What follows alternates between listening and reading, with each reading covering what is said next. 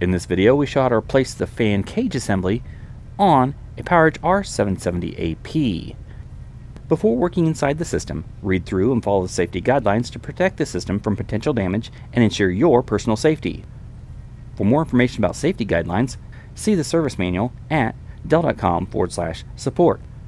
With the cover and air shrouds removed from the system, to remove the fan cage assembly, lift up on the blue latches and then lift the fan cage assembly out of the system. To install the fan cage assembly, align and lower into the system and then lower the blue latches to lock it in place.